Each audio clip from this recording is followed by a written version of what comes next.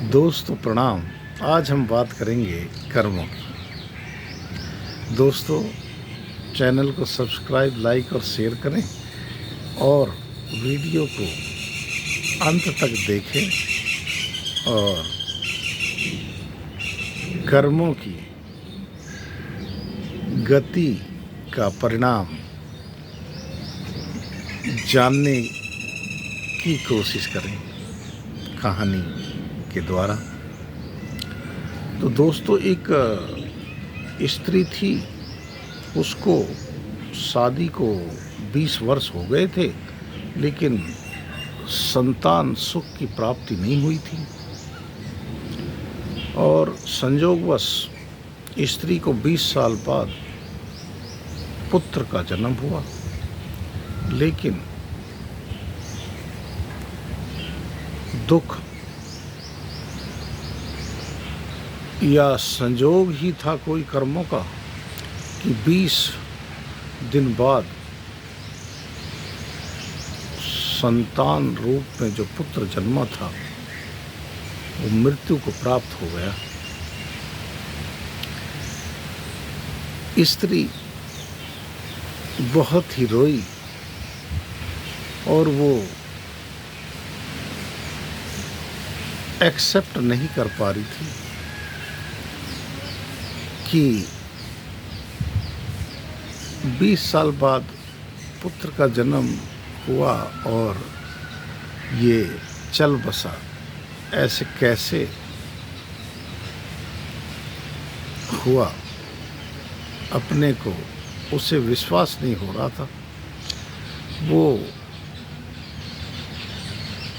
मृत पुत्र को एक साधु, सिद्ध पुरुष साधु के पास पहुंची और साधु से वृत्तांत बताया और बोली कि हे साधु महात्मा, मेरे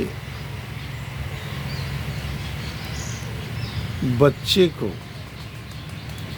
आप दोबारा से जीवित करें।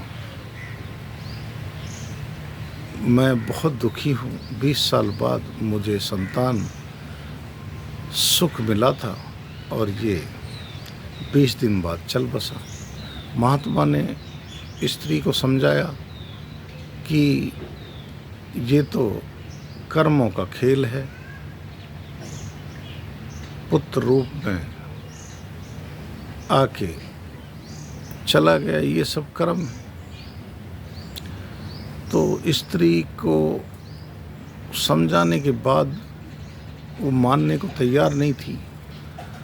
स्त्री ने महात्मा से बोला कि कम से कम 2 मिनट के लिए मेरे पुत्र को जीवित कर दो, जिससे कि मैं उससे माँ शब्द सुन पाऊँ। तो सिद्ध पुरुष थे जो महात्मा, उन्होंने आत्मा को बुलाया। जैसे ही आत्मा आई शरीर में, स्त्री ने बोला, हे पुत्र, मैं बहुत दुखी हूँ, कम से कम आप मुझे एक बार माँ कह के पुकारो। तो उस आत्मा ने बोला, कौन माँ और कौन पुत्र? मैं आपका कोई पुत्र नहीं हूँ। मैं तो आपसे बदला लेने के लिए आया था। पिछले जन्म में आप मेरी सौतन के रूप में मेरे पति को मुझसे छीन के ले गई थी और मैं बहुत दुखी हुई थी, रोई थी। तो उसी का बदला लेने के लिए मैंने आपके पुत्र के रूप में जन्म लिया। मेरा बदला पूरा हुआ और मैं वापस मृत्यु को प्राप्त हो गई।